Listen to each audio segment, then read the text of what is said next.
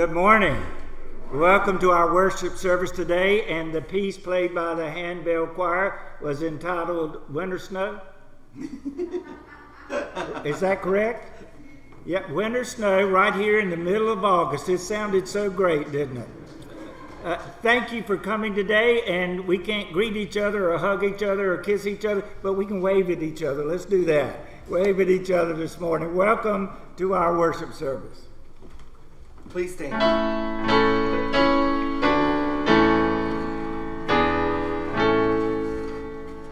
All hail the power of Jesus' name. Let angels prostrate fall. Let angels prostrate fall. Bring forth the royal diadem and crown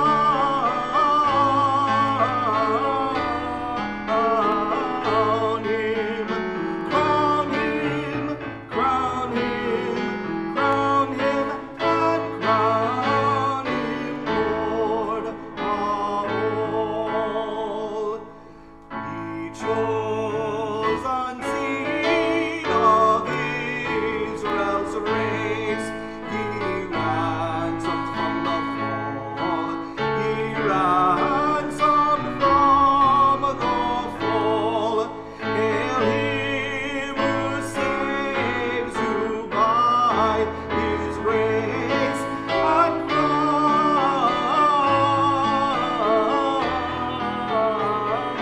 him, crown him, crown him, crown him, and crown him Lord of all. Oh, that with yonder sacred throng we at his feet may fall. We at his feet may fall. We'll join the everlasting song and crown him, crown him, crown him, crown him, and crown him Lord of all. Let us affirm our faith together, reciting the words of the Apostles' Creed. I believe in God, the Father Almighty, maker of heaven and earth, and in Jesus Christ, his only Son, our Lord, who was conceived by the Holy Spirit, born of the Virgin Mary, suffered under Pontius Pilate, was crucified, dead, and buried. The third day he arose from the dead. He ascended into heaven, and sitteth at the right hand of God the Father Almighty. From thence he shall come to judge the quick and the dead.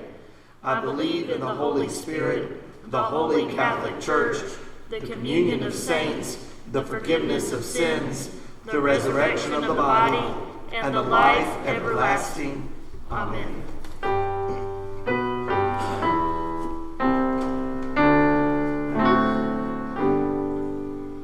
Glory be to the Father, and to the Son, and to the Holy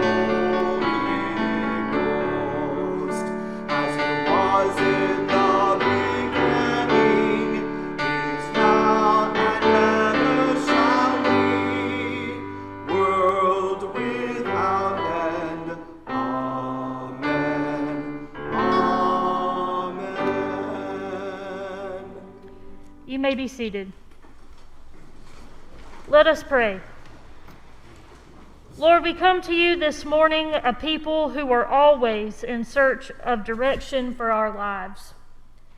Let us always find your direction and follow it. Your ways are higher than our ways. Your thoughts are higher than our thoughts. Help us to pursue your ways and your thoughts. In a world where so many things have the power to dominate our minds, help us to focus on your word, because it is the best thing for us.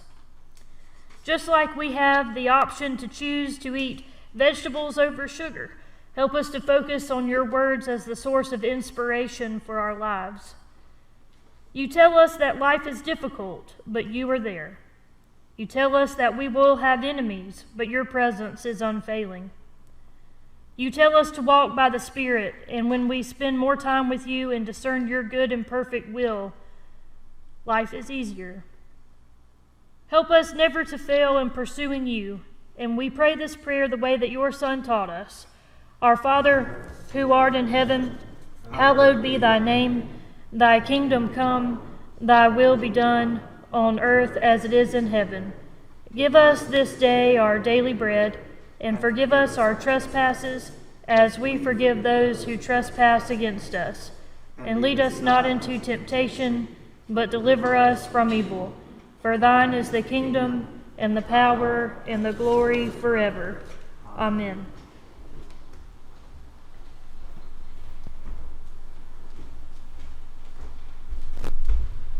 Good morning.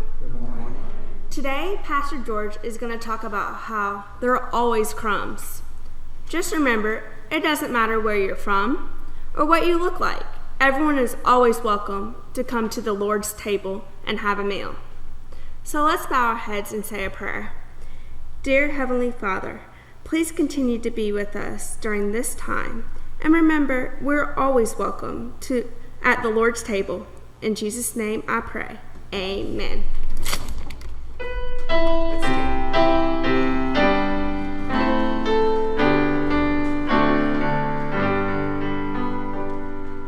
And can it be that I should gain an interest in the Savior's blood? Died he for me, who caused his pain, for me who him to death pursued.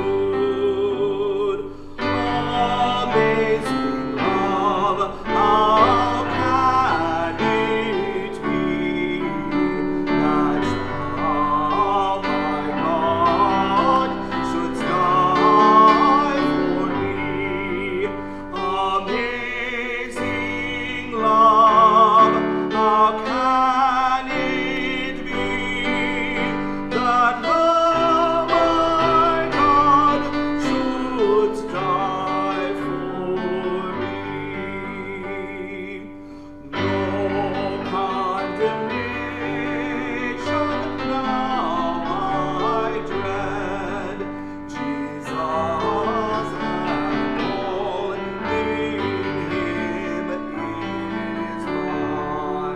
Alive in him, my living head, and clothed in righteousness divine.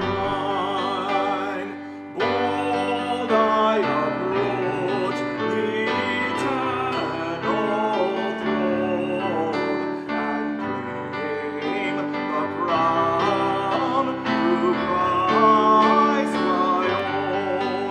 Bold I approach the eternal throne, and claim the crown through Christ my own.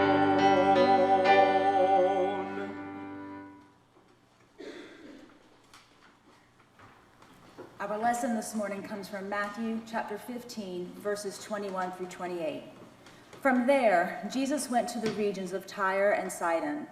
A Canaanite woman from those territories came out and shouted, "Show me mercy, Son of David. My daughter is suffering terribly from demon possession." But he didn't respond to her at all. His disciples came and urged him, "Send her away. She keeps shouting after us." Jesus replied, "I've been sent only to the lost sheep, the people of Israel." But she knelt before him and said, "Lord, help me." He replied, "It is not good to take the children's bread and toss it to dogs." She said, "Yes, Lord, but even the dogs eat the crumbs that fall off their master's table." Jesus answered, "Woman, you have great faith. It will be just as you wish." And right then, her daughter was healed. This is the word of God for the people of God. Thanks be to God.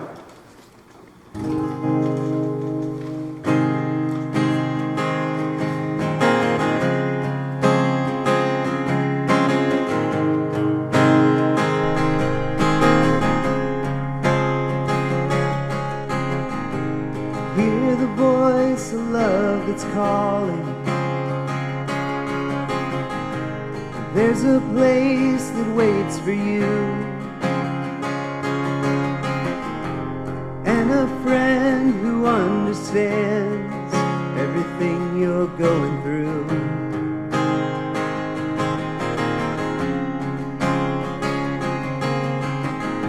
But you keep standing at a distance in the shadows of your shame. There's a light of hope that's shining. Won't you come and take your place? Bring it all to the table. There's nothing he ain't seen before. All your sin, your sorrow, and your sadness, there's a Savior and he calls. Bring it all to the table.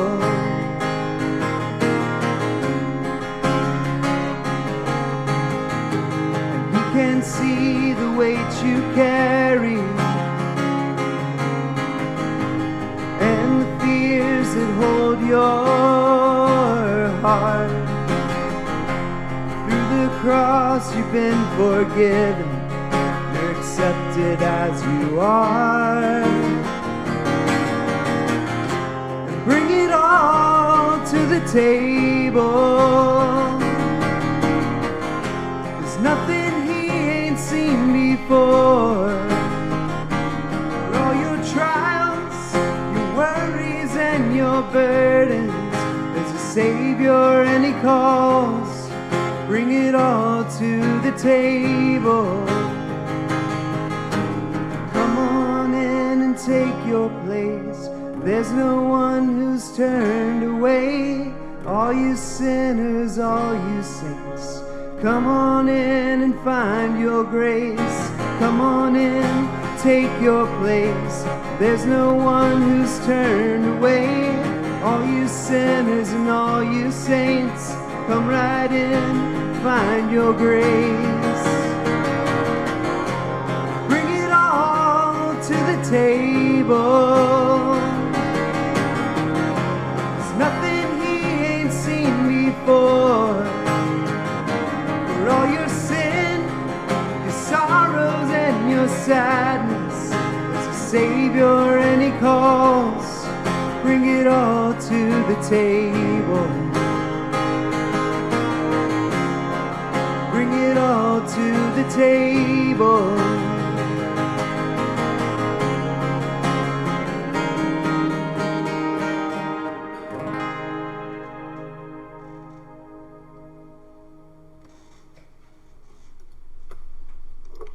Thank you, Grant. Thank all of our music people that come every Sunday and provide the music for us. It really does make it appear and feel like a worship service, doesn't it? I am so delighted that you are here. And last Sunday in my sermon, I talked about the prayer shawl ministry we have here at church. And I believe it was Thursday. I looked on my desk and there were 4 prayer shawls. One was for my wife, Pam. One was for my mother-in-law. One was for my uncle and my aunt who have COVID-19. He has recovered and is at home. She passed away this morning. Pam was able to carry that prayer shawl to her. She carried it to Leroy, and Leroy carried it to her. And my message to you today is God's grace is never late. God's grace is always on time. God's grace covers us like that blanket with his love, with his redemption, and all of the good things that he has for us. I want to thank you, church, for being a loving, caring, compassionate community of faith that truly makes a difference in the world. Norman, have you ever seen cliques in high school? Oh, you have? There's only one or two, right? I didn't hear you laugh that time. Yeah, have you ever noticed how many cliques there are among our young people? They're the haves and the have-nots. There's the outsider and the insider. There's the acceptable and the unacceptable. There's the athlete versus the nerd. But perhaps the worst clique of all, is the good-looking and the not-so-good-looking. Right? I think that's the most damaging one of all. I really, really do. Have you ever noticed how your teenagers spend so much time trying to keep up with the good-looking crowd? I directed Salkehatchie 2 years in a row, many years ago, and the girls would get up before the alarm, which was at 5, and start fixing their hair or putting on makeup. Now, they were about to go into the dirtiest, hardest work they've ever done in their life, but when they came to eat breakfast, boy, they were decked out and they were ready to go. Have you noticed how often they try to be a part of the good-looking people? Let me tell you something. Look around. Look around right now. Everybody in this room, I want you to look around. Good looks change, doesn't it? Good looking changes, right? Am I correct? What we used to consider good looking may not be. And we turn and look at each other now and we really know what true beauty is all about. What I want to say to our young people today, and I hope they're listening by television, I hope they're watching on Facebook. What I want to say to them is that all of you are beautiful.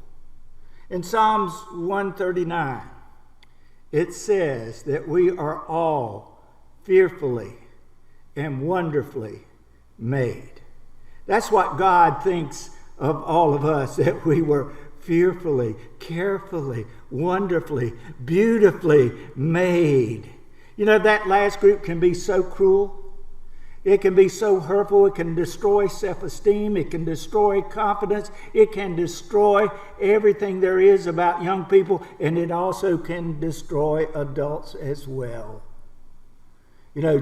Jesus said, all of us, whoever we are, wherever we come from, whatever status there is room at this table. No one is excluded. Everyone is welcome. Matthew, the 15th chapter, begins with the scribes and the Pharisees coming and questioning Jesus. And they said, Jesus, why do your disciples break the tradition of the elders? And Jesus said, what do you mean? Well, they eat without washing their hands. Now, today we know a lot about washing hands, don't we? We're all supposed to wash hands frequently and often so that we are clean. But in Jesus' day, hand washing meant that you stayed clean, which means you were clean or unclean, acceptable or unacceptable. Our forefathers had rules and regulations that would make you acceptable or unacceptable. And this is what Jesus said to them.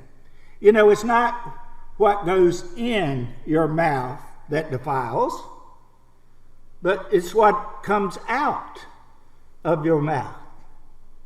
Because what comes out of your mouth is what's coming out of your heart. And out of your heart comes evil thoughts, murder, theft, adultery, slander, and all sorts of evil. And so it said, it's not that you wash your hands that make you clean or unclean. No, it is that which comes out that makes you clean or unclean. And then Jesus goes to tell a story about who's acceptable, who's not, who's clean, and who's not.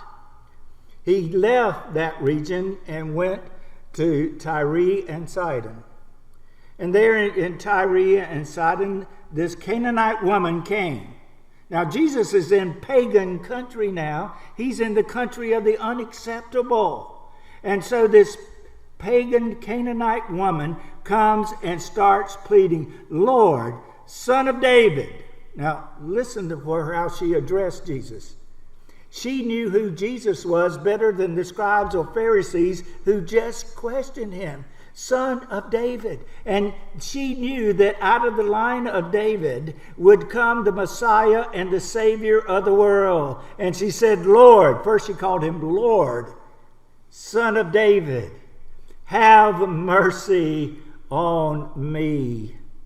Have mercy on me. My daughter is extremely ill and is demon possessed. Have mercy on me. And the strangest thing, this is a strange story. I want you to pay it. These are the words that came out of Jesus. None. He did not pay any attention to her cry for help. He did not even say a word. But sometimes maybe we're like that. We're so caught up in religious activity and spiritual things that we don't know when we see someone in need. And finally the disciples came and said, get rid of her. She's crying out, pestering us, bothering us. Send her away. And then she came and sat down beside Jesus, or next to him, knelt beside him, and said, Jesus, Lord, Son of David, have mercy upon me. And Jesus' answer was, I came to save the lost sheep of Israel. And she still cried out, Lord, have mercy on me. And then Jesus said these terrible words. You've never heard Jesus say anything worse in all of Scripture than these words. Why should I take the bread that belongs to the children of Israel and give it to the dogs? Have you ever heard Jesus say such a thing? But here he did. He did. Why? Some say he was trying to show the Jewish views of those that were Samaritan or Gentile. He was using the language of the Jewish religion who thought of all the Gentiles as dogs. The translation is little dogs. And so the Jewish people called the Gentiles dogs. Now, how insulting could Jesus be? Was he testing her? Was he testing her faith? Was he expressing the thoughts of the day and the way people think about each other? Why did he say that? I don't know. Maybe it was all of those things combined. But this I do know. She answered using his own words. Yet even the dogs eat the crumbs that fall from the table. And he looked at her and said, Woman, you have great faith. You have great faith. Jesus had ministered to Gentiles before.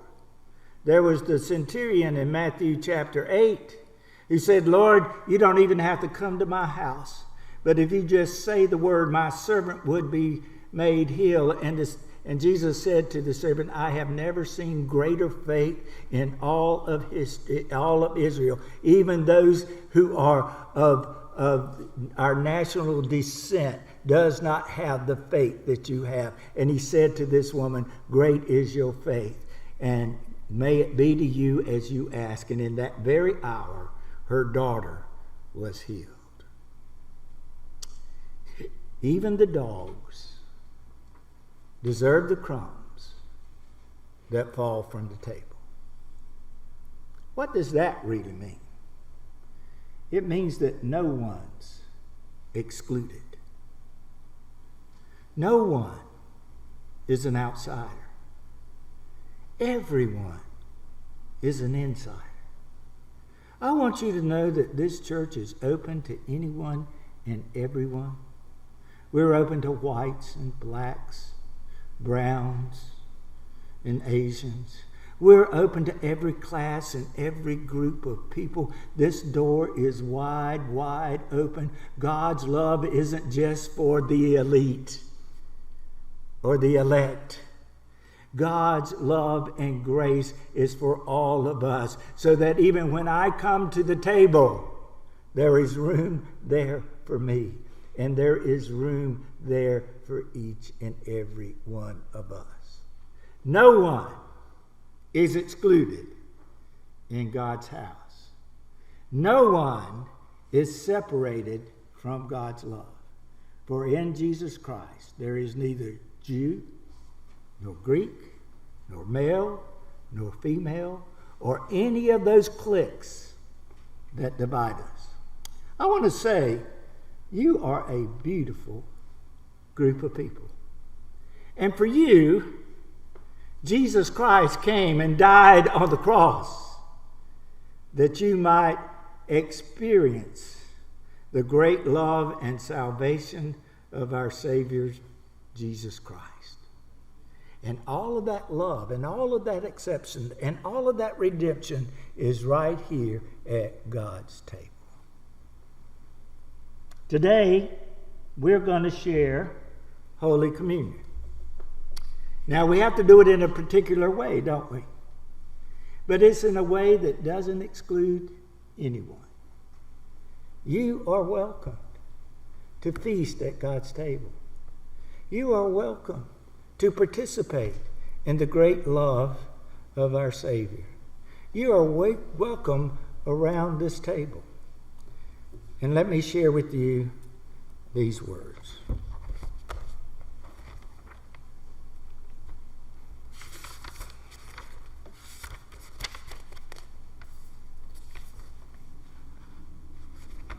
Oh, I've got the wrong book up here. Here we go. No wonder I couldn't find it. Christ our Lord invites to this table all who love him and who earnestly repent of their sin and seek to live in peace with one another. Therefore, let us bow our heads as we confess our sins. Merciful Father, we confess that we have not loved you with our whole heart. We failed to be an obedient church. We have not done your will. We have broken your law. We have rebelled against your love, and we have not loved our neighbor, and we have not heard the cry of the needy. Forgive us, we pray. Free us from joyful obedience through Jesus Christ our Lord. Hear the good news. Christ died for us while we were yet sinners. That proves God's love for us. In the name of Jesus Christ, you are forgiven. In the name of Jesus Christ, all are welcome to his table. On the night in which Jesus was betrayed, he took bread. And when he gave thanks, he broke it. And he gave it to his disciples. And he said, "Take, eat. This is my body given for you. Do this as often as you do in remembrance of me." Likewise, after supper, he took the cup. And after giving thanks to you, he gave it to them and said, "Drink of this, all of you, for this is my blood of the new covenant, which is shed for you and for many for the forgiveness of sins. Drink this as often as you do in remembrance of me." And so now I invite you to Holy Communion. As you came in, you received a little packet. I never dreamed that I would ever be serving communion this way. If you will open up your packets, you look inside, There's a napkin, and there's a little cup. Now, as you open the top flap, not the second one, but the top, which is a little cellophane, open that up now. No one has ever touched this but you. Open up that cellophane, and inside is a wafer. And I want to say to you, this is the body of Christ given for you. And you may partake of the bread.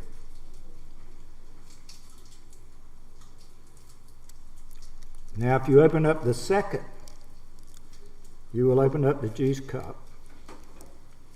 This is the blood of Christ shed for you. You may now partake of the elements.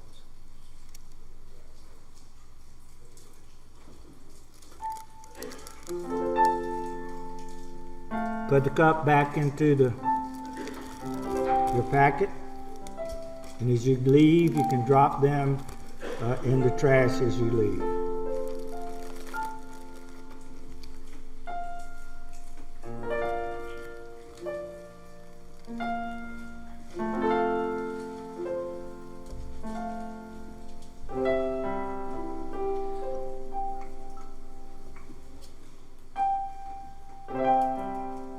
I want all of those at home watching by television or on Facebook today to join us. You may not be able to participate in this meal of bread and wine, but symbolically, I would like for you to, at home, to take a cup of coffee, sweet roll, and know that God is present there with you as well. As we commune together and God communes with us, so you can at home. Thank God that we are such a community of faith today.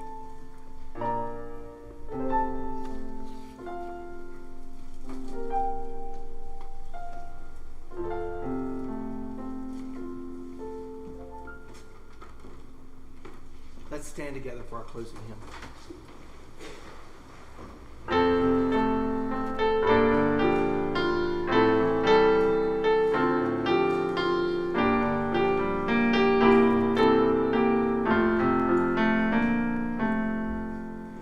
Bind us together, Lord, bind us together with cords that cannot be broken.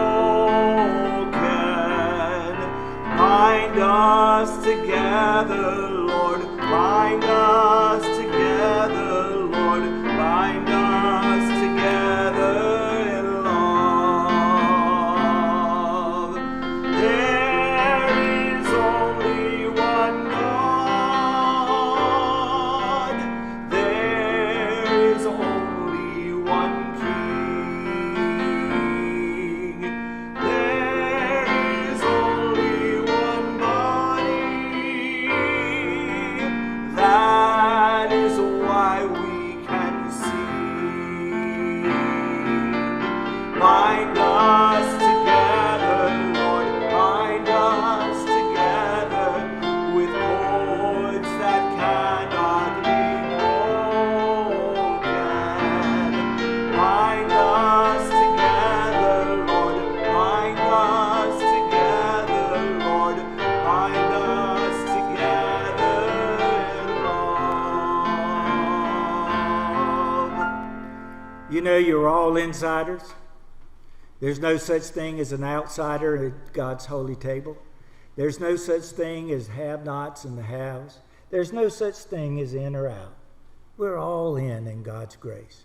And may God's grace and spirit be with you today in a very special way. As you leave, the ushers will guide you out from back to front. We ask that you leave your offering as you depart. And may God bless you now and forever. In the name of the Father, and of the Son, and of the Holy Spirit. Amen.